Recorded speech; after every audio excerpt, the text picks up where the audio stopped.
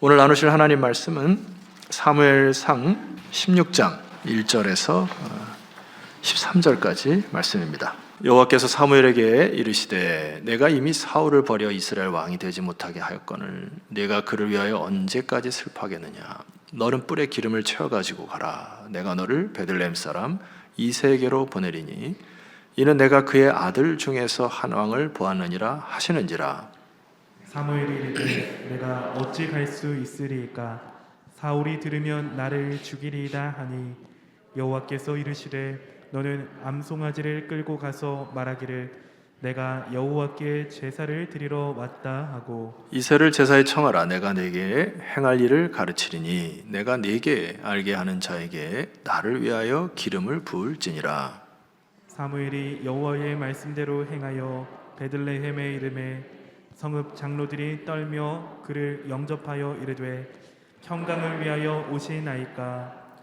이르되 평강을 위함이니라. 내가 여호와께 제사하러 왔으니 스스로 성결하게 하고 와서 나와 함께 제사하자 하고 이새와 그의 아들들을 성결하게 하고 제사에 청하니라. 그들이 오매 사무엘이 엘리압을 보고 마음에 이르기를 여호와의 기름 부으실 자가 과연 주님 앞에 있도다 하였더니 여호와께서 사무엘에게 이르시되 그의 용모와 키를 보지 말라. 내가 이미 그를 버렸노라. 내가 보는 것은 사람과 같지 아니하니 사람은 외모를 보거니와 나 여호와는 중심을 보느니라 하시더라. 이새가 아비나답을 불러 사무엘 앞을 지나게 하매 사무엘이 이르되 이도 여호와께서 택하지 아니하셨느니라 하니 이새가 산마로 지나게 하매 사무엘이 이르되 이도 여호와께서 택하지 아니하셨느니라 하니라. 이새가 그의 아들 7을 다 사무엘 앞으로 지나가게 하나 사무엘이 이새에게 이르되 여호와께서 이들을 택하지 아니하셨느니라 하고 또 사무엘이 이새에게 이르되 네 아들들이 다 여기 있느냐. 이새가 이르되 아직 막내가 남았는데 그는 양을 지키나이다. 사무엘이 이새에게 이르되 사람을 보내어 그를 데려오라. 그가 여기 오기까지는 우리가 식사 자리에 앉지 아니하겠노라. 이에 사람을 보내어 그를 데려오매 그의 빛이 붉고 눈이 빼어나고 얼굴이 아름답더라. 여호와께서 이르시되 이가 그니 일어나 기름을 부으라 하시는지라. 다 같이요. 사무엘이 기름 뿔병을 가져다가 그의 형제 중에서 그에게 부었더니 이날 이후로 다윗이 여호와의 영에게 크게 감동되니라. 사무엘이 떠나서 라마로 가니라. 예, 우리는 지금 계속해서 사무엘상을 묵상을 하고 있습니다. 그 중에 사울과 다윗이라는 인물을 통하여서 하나님께서 명확한 지침과 교훈을 계속 주고 있어요. 결과적으로 우리의 인생이 사울의 길로 행할 것인가 아니면 다윗의 길로 행할 것인가, 이게 사실 인간의 굉장한 큰 분기점이 될 것입니다. 그래서 오늘 여러분 1절 말씀 보시게 되면 사울을 하나님이 버렸다 이렇게 표현을 하게 되고요. 그 다음에 다윗을 따라다니는 수식어는 하나님께서 보셨다, 보았다. 이제 이 보았다라는 단어는 주목했다 이런 뜻입니다. 여러분 인생이 하나님이 주목하는 인생이 되기를 주 이름으로 축원합니다. 그래서 그에게 하나님의 나라의 일을 맡기시고 하나님과 함께 동행하며 가는 일이 인생의 가장 큰 축복 아니에요? 그래서 오늘 1절의 하반절을 보니까 베들레헴 사람 이새에게로 보내요 그의 아들 중 하나를 택하라 이렇게 했습니다. 그래서 오늘 본문은 하나님이 다윗을 택한 이유에 대해서 여러분 저와 함께 좀 깊이 묵상을 해야 할 것입니다. 먼저 우리가 본문의 6절 말씀을 보시게 되면은 이 부분을 함께 읽어볼까요? 자, 시작.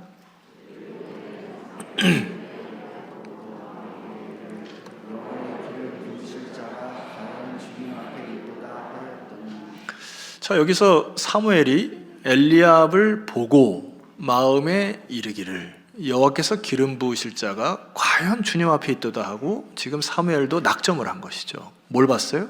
엘리압의 키와 덩치와 용모를 본 겁니다. 사무엘 역시도 하나님의 가슴으로 그를 본 것이 아니라 그때 당시의 기준으로, 그때 당시에 왕이라면 이 정도는 돼야 되는 사람으로 다른 나라와 싸울 때에 우리의 왕이 나서서 우리를 구해줄 사람으로 엘리압을 보고 낙점을 한 것이죠. 그래서 여러분, 우리는 사실 이 세상을 살아가면서 사실 날마다 자기 부인이 있어야 합니다. 자기 부인을 할 때 하나님의 뜻을 발견할 수 있는 것이거든요. 여기 자기 부인이라고 하는 이 용어를 제가 폴 트루니의 인생의 사계절이라는 책에서 이렇게 정의한 것을 보게 됩니다. 제가 읽어드릴게요. 자기 부인이란 여러분의 와이프 말고 좀 더 큰 충만함을 얻기 위해 하나님의 인도하심 아래 자신의 인생 주도권을 뭐 한다고요? 내려놓는 것을 말한다는 얘기예요. 하나님의 충만함이 깃들어야 되는데 자기의 주도권을 자기가 꽉 쥐고 있으니까 하나님의 은혜가 충만함이 임할 수 없다는 이야기입니다. 어제 원로 목사님, 오랜만에 원로 목사님하고 우리 원로 장로님들 그리고 장로님들 부부들 이제 식사를 하고 덕담도 나누고, 대다수가 다 교회를 위해서 이렇게 살아오셨고 또 말하는 것조차도 교회 영광을 위해서 말씀을 하시는, 그래서 참 훈훈하고 따뜻한 시간이었습니다. 근데 제가 세월 이렇게 묵상하다 보니까 결과적으로 말입니다, 교회라고 하는 것은 자기를 부인하는 사람들이 모여서 하나님의 영광을 위해 살아가는 것이다, 이렇게 판단이 되어져요. 그러니까 자기를 부인하지 않게 될 경우에 자기의 생각과 고집대로 교회를 좌지우지할 수 있겠구나. 여러분, 오늘 이 시간이 여러분의 자기 부인의 시간이 되기를 주의 이름으로 축원합니다. 그래서 하나님이 사무엘에게 다윗을 하나님이 택한 동기 그리고 사울을 버린 동기가 말씀에 정확히 나와 있어요. 그래서 이 부분을 저와 함께 좀 깊이 묵상하고 여러분의 말씀을 받았으면 좋겠는데, 우리 7절 말씀을 함께 좀 선포했으면 좋겠습니다. 자, 시작. 여호와께서 사무엘에게 이르시되 그의 용모와 티를 보지 말라. 내가 이미 그를 거뒀노라. 내가 보는 것은 사람과 같지 아니하니 사람은 외모를 보거니와 나 여호와는 중심을 보느니라 하시더라. 참 이 메시지가 소망이 되는 사람들이 있을 것입니다. 키가 작은 사람들, 자기 스스로 못생겼다고 생각하는 사람들에게 굉장히 소명의 메시지죠. 제가 사실 중학교 2학년 때 수련회 때 이 말씀을 듣고서 엄청 은혜를 받았거든요. 사실 남자들이 청소년 때 글쎄 모르겠어요, 자기가 잘생겼다고 생각하는 사람은 극히 드물 것 같아요. 제가도 그때 몸이 굉장히 왜소했고 이 장에 많은 트러블이 있었고 이게 손발이 좀 붓고 막 이래가지고 좀 왜소했고 약골이고 눈덩이도 부고 코도 막 들창고 키도 작고 힘도 없고 막 이러니까 이렇게 좀 쭈글쭈글 대면서 살았단 말이에요. 여러분 그런 적 없습니까? 그런데 이 말씀이 얼마나 소망이 되는지, 하나님이 보시는 거는 사람과 같지 아니하여 사람은 외모를 보거니와 나 여호와는 중심을 보느니라. 이게 사이다. 사이다처럼 저에게 그냥 말씀이 용기가 확 되었던 기억이 납니다. 사람이 보는 게 뭐죠? 우리를 지켜줄 사람, 남보다 힘이 더 센 사람, 키가 큰 사람, 그렇게 보는데 여호와께서는 중심을 보신다. 여러분, 중심이라는 단어를 같이 좀 묵상해 봅시다. 이 중심이라는 단어는 히브리 단어의 레바브라고 하는 단어예요. 이 레바브라고 하는 단어는 일반적으로는 마음, 감정 혹은 정성, 심장 이렇게 해석이 가능합니다. 그런데 제가 이 말씀을 여러 번 묵상하고 히브리어 언어를 쭉 보면서 제가 이제 단어 하나를 여러분에게 딱 드릴 텐데, 이게 아주 적합한, 이 본문의 상황에 맞는 적합한 단어라고 생각이 되는데, 정확한 해석은 동기, 마음에 품은 동기를 하나님 보셨다. 이게 딱 이해가 되지 않습니까? 사울이 품었던 동기를 하나님이 보셨다. 다윗이 품었던 동기를 하나님이 보셔서 그를 택하셨다. 결과적으로 우리 인생의 싸움이 이 싸움이라는 생각이 듭니다. 내 마음에 어떤 것을 품었느냐, 어떤 동기를 갖고 있느냐, 이 동기와 품은 생각들이 결과적으로 겉으로 드러나게 되는 거, 여러분 인정이 되십니까? 제가 청년들이 이제 금요일 날 수련회를 출발하는데 제가 이 말씀을 막 묵상하면서 은혜를 받고 있는데 청년들한테 기도를 해달라고 우리 담당 목사님 저한테 오셔서 얘기를 했어요. 그래서 제가 청년들 앉혀놓고 얘기했습니다. 청년들아, 수련회 왜 가냐? 결과적으로 마음판을 바꾸러 가는 거잖냐. 여러분 그런 거 있지 않아요? 여러분들이 어렸을 때 하나님의 말씀이 여러분 마음판을 바꿔서 그 마음판을 바꿨던 것들이 현실로 이루어진 인생을 살지 않으셨습니까? 하나님의 은혜가 여러분의 마음에 가득하니까 그 은혜대로 살아가는 거 아니에요? 인생에 이게 헤게모니가 뭐냐니까 이 마음을 지키는 거더라고요. 마음에 이 무슨 생각이 들어가 있고 어떤 동기가 들어있냐. 그래서 제가 수련회 잘 왔다 그랬어요. 여러분 앞으로 성경학교 수련회 할 텐데 묻지도 말고 따지도 말고 보내셔야 됩니다. 왜냐하면 이 아이들의 마음판을 바꾸는 작업이기 때문에. 그래서 제가 이 마음판을 한 3가지로 생각해 봤어요. 도대체 성경에서 얘기하는 마음은 뭐와 같냐를 할 때 첫 번째는 조종실이 떠올랐습니다. 여러분 큰 비행기나 큰 배를 항해할 때 작은 조종실에서 움직일 때 그것을 움직이잖아요. 여러분의 마음에 품은 생각이 어느 순간 여러분의 인생 전체를 이끌기도 하고, 하나님께 부으신 작은 생각들이, 기름 부어선 생각들이 이 큰 교회를 하나님의 여러분의 순종을 통해서 이끌어지기도 하고. 아멘이시죠? 자, 2번째는 이런 생각이 듭니다. 제가 청년 때 대학을 막 입학해가지고 저희가 286, 386 컴퓨터가 나오던 시대입니다. 그래서 그때 당시에는 MS-DOS라는 프로그램을 배웠어야 돼요. 그래서 요즘에는 그냥 창이 딱 뜨면은 하지만 예전에는 프로그램 명령을 쳐야지만이 뜨고 뭐 이렇게 내가 입력해야지만 또 뜨고 또 뜨고 그래서 참 신기하더라고요. 마치 마음판이 그런 것 같다는 생각이 듭니다. 어떤 그 작업판에다가 뭔가 언어를 입력하니까 현실적으로 그 프로그램이 진행이 되지 않습니까? 여러분 인생도 비슷해요. 내 마음에 어떤 걸 품느냐에 따라서 1년 후, 2년 후, 3년 후에 결실을 맺지 않습니까? 제가 얘기한 2가지 예가 별로 마음에 안 드시죠? 표정을 보니까. 한 가지만 더 부연 설명을 들어볼게요. 우리 교회가 이제 올해 교육관을 짓고 있는데 제가 작년에 사실 많이 본 것이 설계 도면이거든요. 설계 도면. 설계자들이 거기다가 줄 하나를 긋고 번호를 매기고 동그라미 치고 막 하는 것들이 참 희한하게 보면 말입니다. 나중에 여러분 눈앞에 펼쳐지는 교육관의 결과물이 나올 것이죠. 그러니까 마치 마음판은 인생의 설계도와 같다는 생각이 들어요.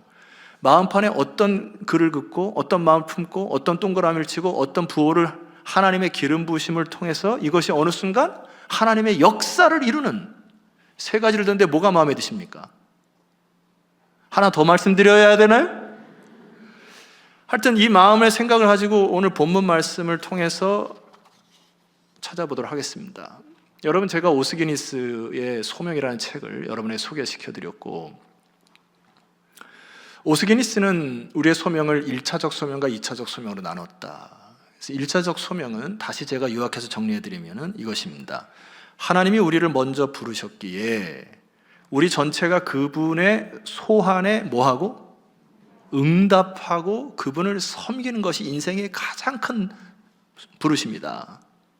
2차적 소명이라고 하는 것은 모든 것을 다스리시는 주권의 하나님을 뭐하고? 인정하고 내 삶의 모든 영역에서 그분을 위하여서 일을 하고 시간을 쓰고 관계를 맺고 밥을 먹고 하는 모든 2차적 부르심이 있는 것인데, 여러분 여기에서 주의해야 될 것을 말씀드렸죠. 1차적 소명은 2차적 소명보다 앞서야 한다. 그러니까 나의 2차적 부르심에 빠져서 살면 안 된다. 늘 하나님의 부르심이 뭔지를 보아야 한다. 2번째, 1차적 소명과 2차적 소명은 연결되어야 한다는 것이었습니다. 연결 안 되면 끝나는 것이죠. 여러분이 돈을 벌어서 하나님의 영광을 쓰지 않으면 그것은 끝나는 것이죠. 그러니까 여러분의 영광에 사는 것이죠. 하나님 믿지 않은 사람들 다 그렇게 살죠. 자기가 벌어들인 수익을 자기 멋대로 살고 싶고 멋대로 쓰고 싶고 그렇게 사는 것이죠. 그것이 하나님과 무슨 관계가 있냐 말입니다. 사울의 치명적인 실수가 무엇이죠? 블레셋과의 전투에서 하나님 명령하신 왕의 임무와 제사장의 임무를 무시하고 선을 넘어버린 것이죠. 그리고 자기가 대신 제사를 드림으로, 동기가 뭡니까? 자기의 안위를 위해서 제사를 드려버린 거죠. 하나님을 경외하고 두려워하기보다는 자신을 위해서 예배를 드린 거죠.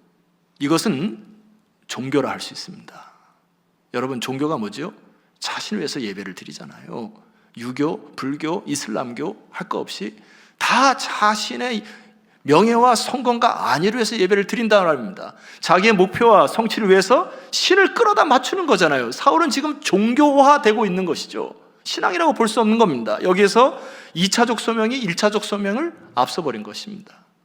자, 두 번째, 지난주에 살펴봤던 아말렉 전투 기억하시죠? 아말렉 전투 속에서 하나님이 진멸하라 라고 하는 것을 무시하고 자기의 속셈을 다 챙겨놓은 것이죠.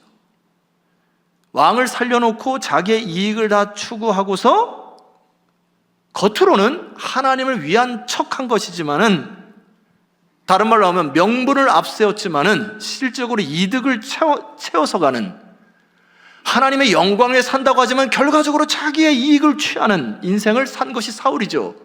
그러니까 지금 이익을 취하는 것 앞서서 이것이 하나님과 연결될 수 없는 것이죠. 하나님이 진멸하라 했는데 그것을 거부합니다. 오늘날 얼마나 많은 하나님의 백성들이 명분을 세우기 위해 실리를 추구하는 인생을 삽니까? 사울의 중심, 동기가 무너져 내려버리는 상황입니다. 여러분 조심하셔야죠. 근데 오늘 하나님의 노래에 들어온 다윗의 모습은 어떤 모습이었냐 보면은, 이 다윗의 중심을 묘사한 너무나 정확한 시편의 고백이 있습니다. 이게 아삽의 시인데 시편 78편 70절 말씀 보니까 이러한 고백이 있어요. 또 그의 종 다윗을 택하시되 양의 우리에서 취하시며, 양의 우리에서 일하던 그때 그를 보시고 하나님 취하셨다 했죠. 71절 보시게 되면은 전양을 지키는 중에서 그를 이끌어내사 그의 백성인 야곱 그의 소유인 이스라엘을 기르게 하셨나니. 혹시 성경 갖고 계신 분은 시편을 한번 펴셔서요, 여기 71절과 72절이 너무나 중요한 말씀인데, 여기에 이 71절에 지킨다라고 하는 단어와 기른다라고 하는 단어는 같은 단어입니다. 이게 이제 히브리 단어의 라마라고 하는 단어인데, 이 양을 지킬 때 쓰는 단어고 백성들을 기른다라고 할 때 쓰는 동일한 단어입니다. 그러니까 다윗은 양을 지킬 때와 백성들을 기를 때가 동일했다, 이런 얘기지 않습니까? 자, 그런데 제가 여러분에게 강조하고자 하는 이 절수가 72절입니다. 여러분 72절 함께 선포해 봅시다. 시작. 그의 손의 능숙함으로 그들을 지도하였도다. 자, 여기 보니까 다윗이 자기 마음의 완전함으로 백성들을 길렀고 양들을 길렀고, 두 번째 그의 손의 능숙함으로 그들을 지도하였다. 이것은 여러분 이 다윗의 중심을 정확히 나타내는 표현인데, 여기에 이 완전함이라고 하는 단어는 제가 설명합니다. 화면을 보시게 되면은 히브리어의 톰이라고 하는 단어인데, 이 톰이라고 하는 단어를 영어로 표현하게 되면은 integrity 이렇게 표현합니다. integrity라고 하는 단어는 우리말로 번역하면 진실성이다, 온전함이다, 이렇게 번역할 수 있어요. 그러니까 다윗의 마음이 진실됐다. 여러분 진실이라는 게 뭐죠? 이것을 유대학적으로 표현하게 되면은 이런 표현입니다. 많은 사람들 앞에서 혼자 있을 때가 똑같은 사람, 앞뒤가 똑같은 사람, 겉과 속이 같은 사람, 앞에서 이 말하고 뒤에서 저 말하지 않는 사람, 저 사람이 말을 하면 반드시 지키는 사람. 어떻게 이렇게 살 수 있습니까? 여호와 앞에서죠. 다윗은 신전의식으로 평생 살아간 거죠. 내가 하나님 앞에 어떻게 거짓을 행할 수 있겠나이까 하고 하나님의 부르심,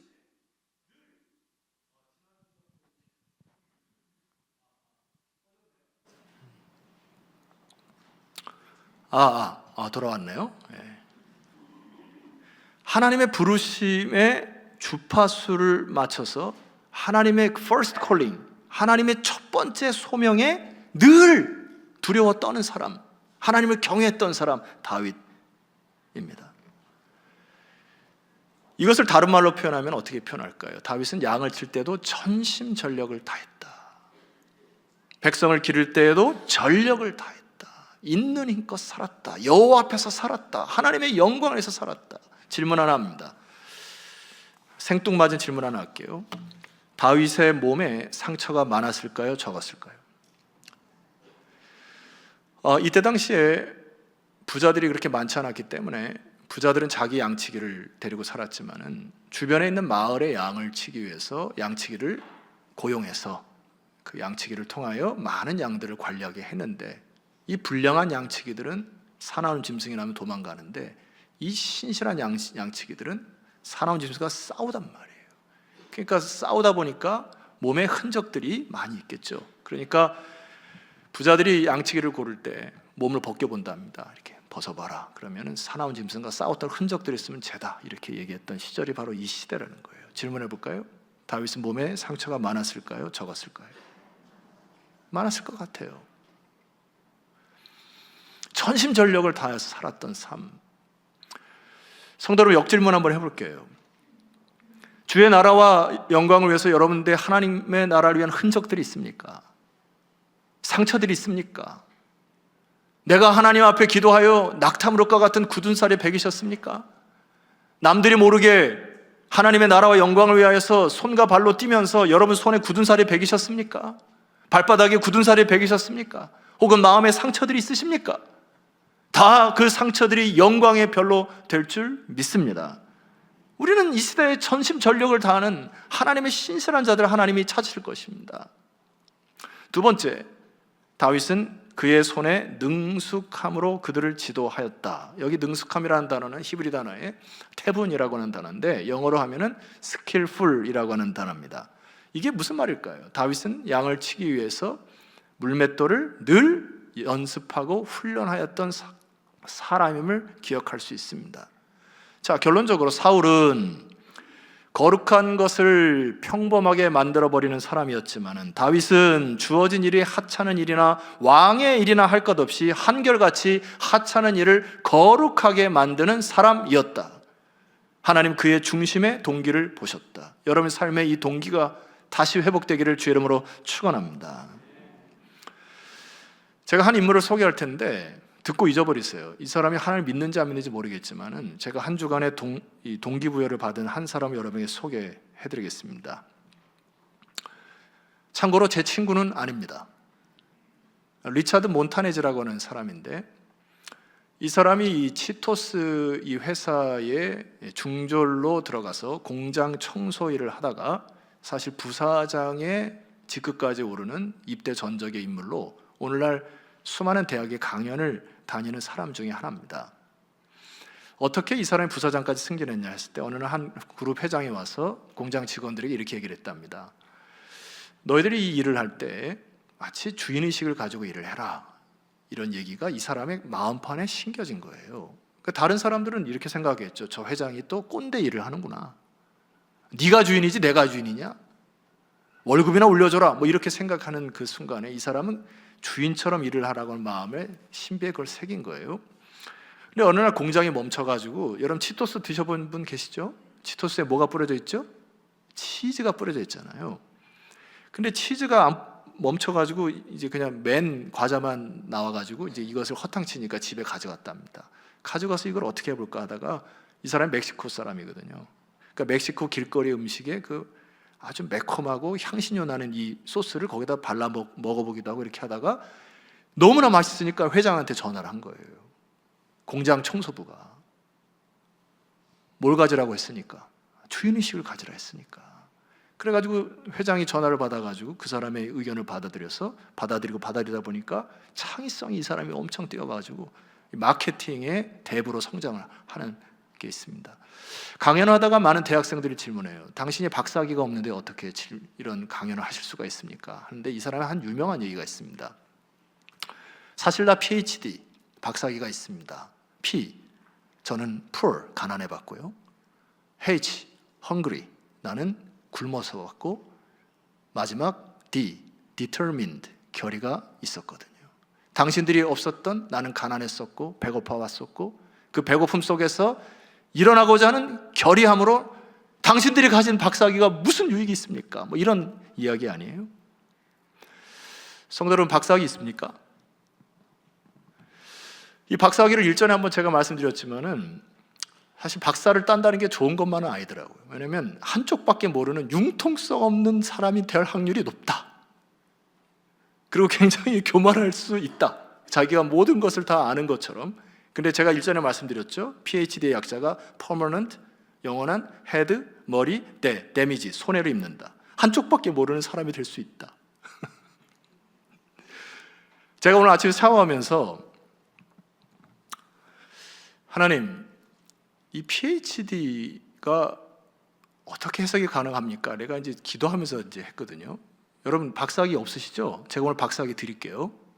한번 저를 따라하시면 감사하겠습니다. P, pray. 우리는 기도하는 사람이고, 아멘 해야 내가 그 다음 할 거야, 나 솔직히. H, hope. 우리는 소망 있는 사람이고, D 하셔야죠. destination. 우리는 목적지가 정확한 사람. 여러분 주 안에서 여러분은 박사이십니다.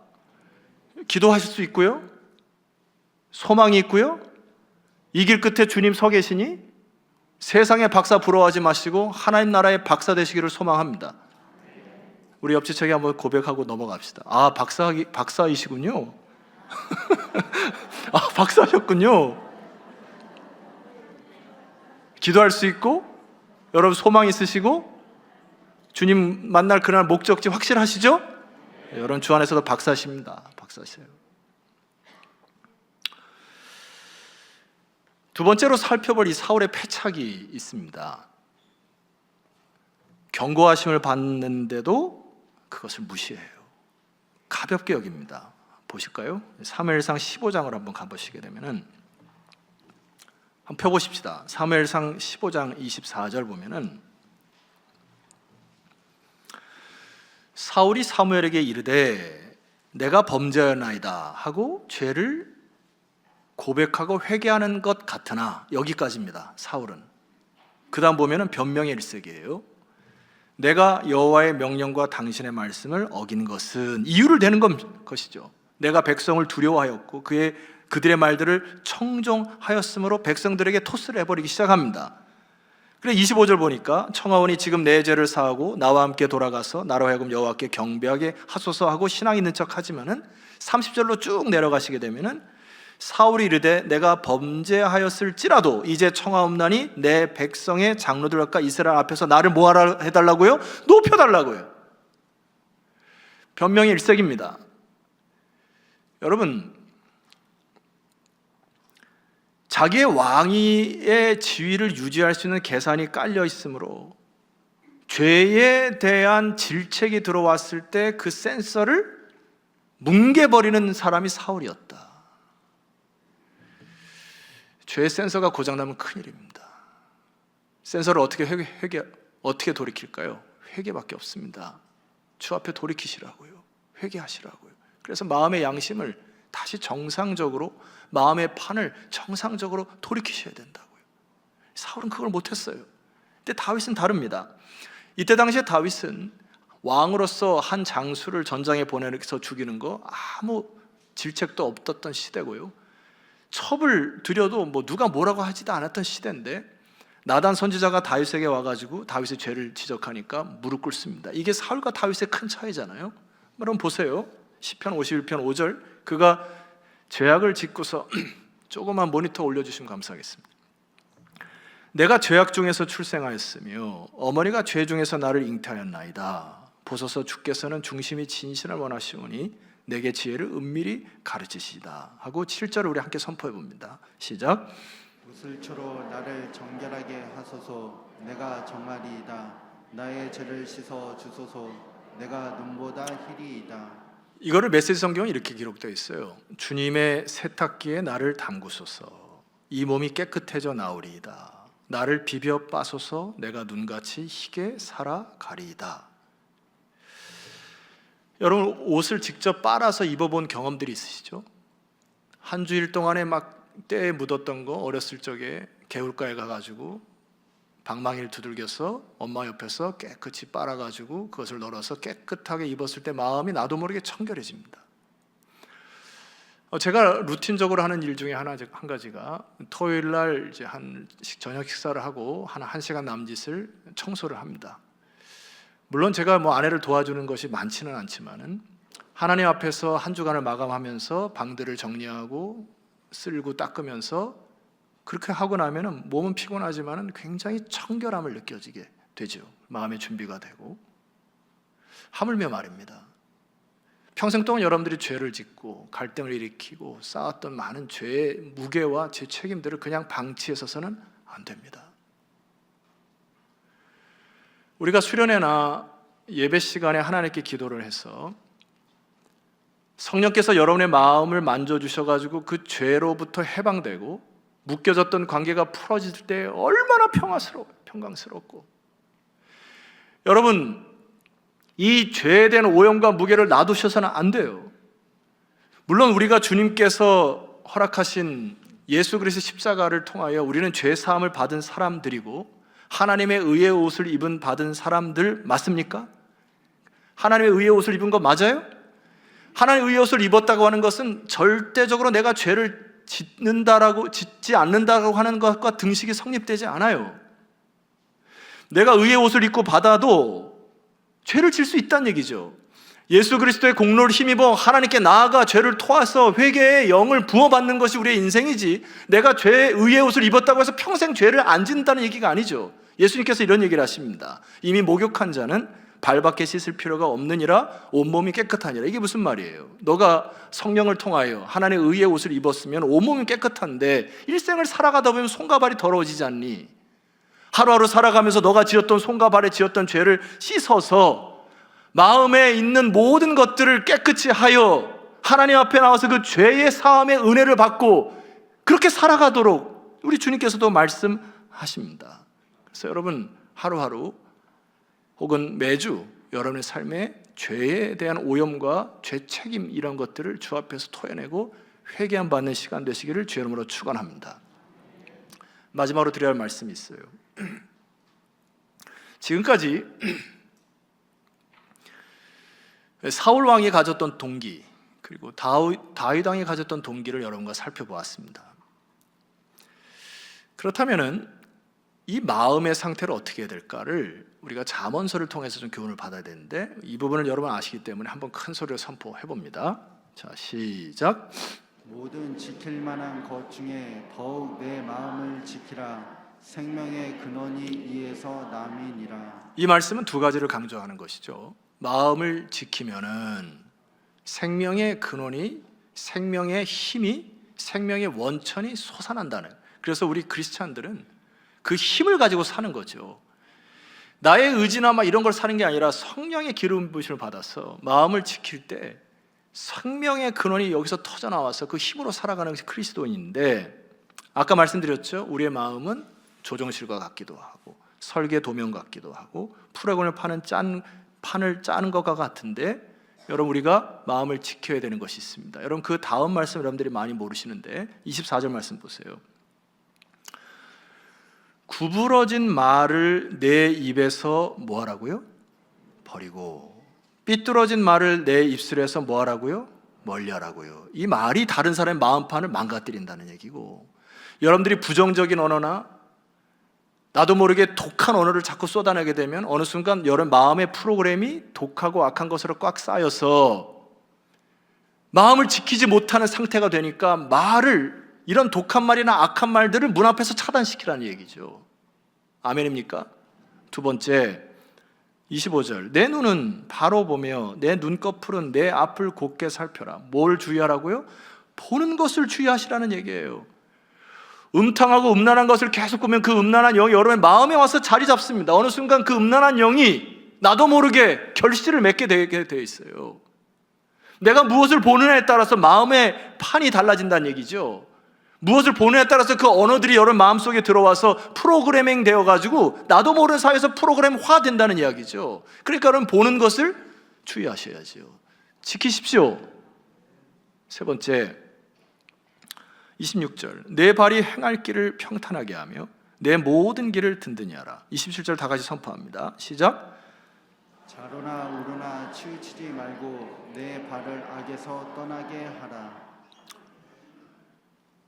말을 조심해야 되고 내 눈 보는 것을 조심해야 되고 발 악에서 떠나는 것이 중요한데, 이런 거잖아요. 넘어야 되지 말할 것을 넘어버리고 가지 말아야 될 것을 가놓고 하나님 내 인생이 왜 이렇게 힘듭니까? 하지 마시라고요. 가지 말아야 할 것을 가놓고 이미 마음판에 프로그램을 짜놓고 뭐 해야 됩니까? 그때는 회개하셔야죠. 하나님, 다시 내 마음판을 짜주십시오. 예배가 왜 중요합니까, 여러분? 성령의 기름 부심을 통하여 우리는 이 시간에 성령이 여러분의 마음을 디자인하는 것이죠. 여러분의 주 한 주간 같은 생각과 태도와 행동과 습관들을 다 하나님 앞에 올려드리는 거죠. 하나님, 주님께서 성령께서 기름 부으셔서 내 잘못된 생각을 고쳐주십시오. 내 마음판에 적어놨던 프로그램 안에 있던 언어들을 하나님 만져주십시오. 내가 잘못 생각했던 것들을 주님 치유해 주십시오. 그래서 여러분, 예배는 목숨 걸고 지켜야 되는 것입니다. 여러분, 이 시간에 예배 때마다 하나님의 기름 부심을 통하여 여러분의 마음판이 다시 짜여지는 복된 시간 되기를 주의 이름으로 축원합니다. 사울과 다윗의 길은 딱 한 가지예요. 결론적으로 보니까 사울이나 다윗이 삶에 살아가는 중간에 하나님 앞에 예배자로 섰는가, 그의 중심이 여호와께로 행하는가, 여기에 있더라고요. 여러분, 죄에 대한 양심을 찌르시면 빨리 주 앞에서 회개하시고 여러분 새로운 마음을 부여받아서 이번 한 주간도 성령의 기름 부심을 통하여 새로운 인생의 출발점들이 막 용솟음치는 한 주간이 되기를 소망합니다. 마음을 지킬 때 어떻게 된다고요? 생명의 근원이 이에서 터져나온다고. 예, 우리 자리에 일어나서 하나님께 찬송으로 좀 나아갔으면 좋겠습니다. 우리 잠시 마음에 손을 얹고 이 시간 간절히 좀 기도하는 시간을 가졌으면 좋겠습니다. 하나님, 제 마음판에 있는 언어와 프로그램을 바꿔주십시오. 사단이 뿌려놓은 쓴뿌리들을 제거하여 주십시오. 부정적인 언어와 세상적인 눈과 내가 어그러진 발로 했던 많은 것들을 고쳐주십시오.